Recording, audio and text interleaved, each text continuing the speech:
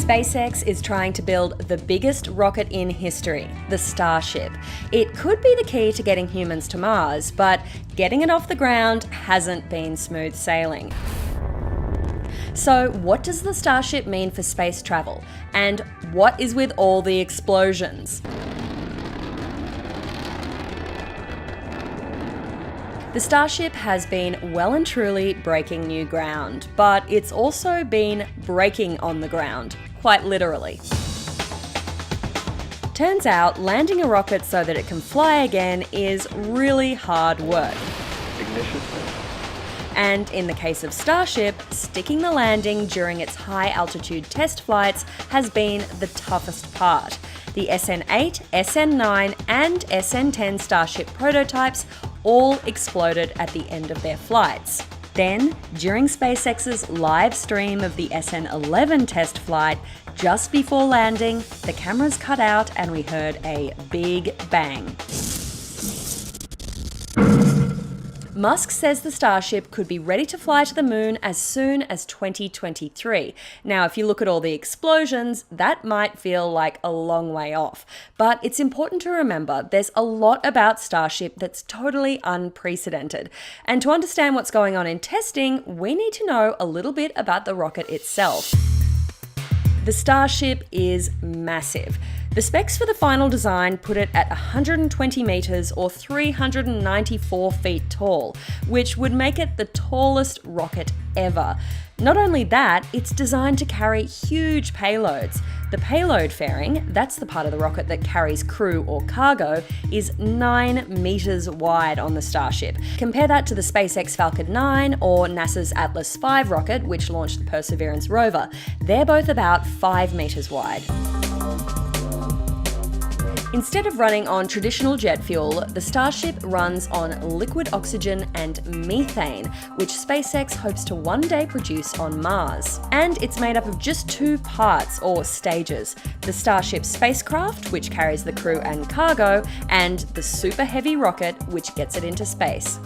But here's the kicker. SpaceX wants that super heavy booster to be fully reusable, meaning that after the Starship has launched, then the launch system comes back down and lands on Earth, just like we've seen with the Falcon 9 rockets. Making a rocket that can land itself has taken a lot of testing. Testing started small, relatively speaking, with the Starhopper. In July 2019, the single-engine Starhopper left the ground in Boca Chica for the first time. It flew 20 metres or 66 feet off the ground before landing a short time later. Then, a month later, the Starhopper flew 150 metres off the ground in a minute-long test flight. After those initial hops, SpaceX ran a battery of flight tests in quick succession, with varying results. But there were also big successes, like SN5 and SN6, which both had successful hops in the summer of 2020. So why so many tests in such a short time? Well, according to Chris James from the University of Queensland School of Hypersonics, SpaceX is going full Silicon Valley. Move fast and break things. And to do that, they need to do real-world testing. If you've got infinite money and infinite time, nothing's better than a flight test. The reason we do scaled model tests like we do in impulse wind tunnels or you do simulations is because it costs a lot less money, but it can't compare to the real thing. After those early hops, things got really interesting with the Starship's high-altitude test flights.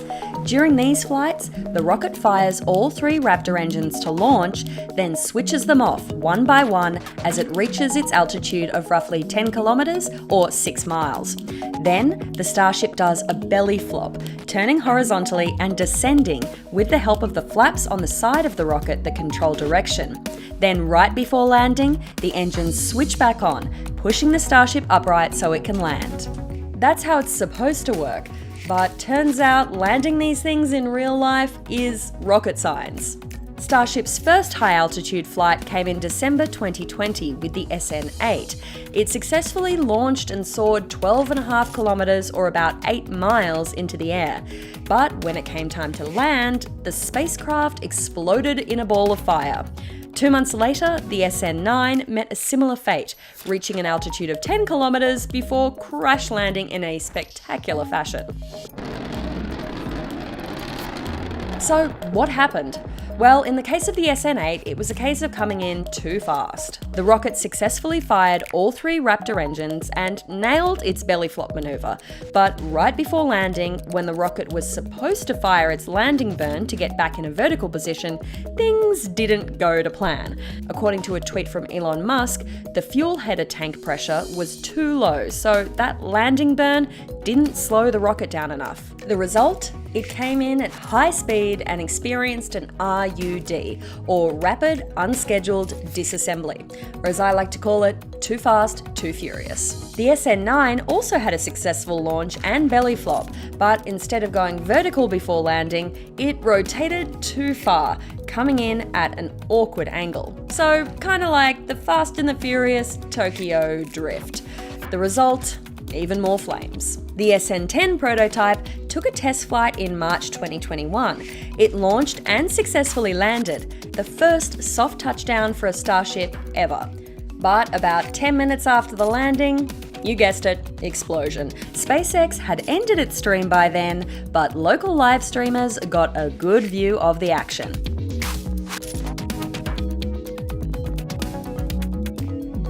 The SN11 launch didn't give us much of a view at all at the start.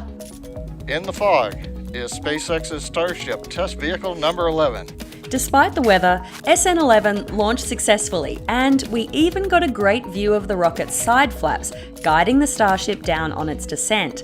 But almost 6 minutes into the stream, the cameras cut out, and just before the rocket was due to land, we heard a big boom.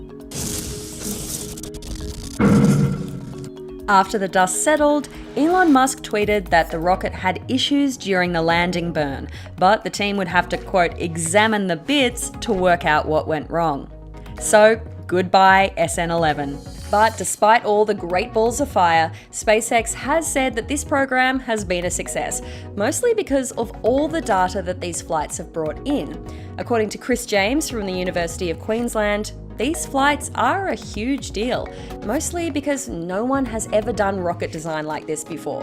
It's a very difficult thing, but I think the next level of difficulty is actually making it reusable, that NASA and no one before even thought was possible. So I think all this stuff that we're seeing, these crash landings and stuff like that, no one else has even bothered before, right? They just throw the stages like off the back and let them collapse in the ocean. So I think that is the really hard part. If there's one thing we've learned, it's that SpaceX wants to move fast, even if it involves breaking a few things. And according to Chris James, it's not that SpaceX is getting things wildly wrong, it's just that we're getting a peek behind the curtain as it's happening. But they're doing all this stuff out in the open. So they're testing things that NASA probably would have tested on rocket test rigs, behind closed doors, with complex simulation models, and they're just happy to show everyone what they're doing. So I think this is probably quite normal. No matter when the Starship gets to space, one thing is for sure. SpaceX sure knows how to put on a show. But what do you guys think? Do you think a flight to Mars is closer than ever before? Let me know in the comments below. And be sure to stay tuned to CNET because we will be following the Starship on every step of its great adventure to the moon, Mars, and beyond.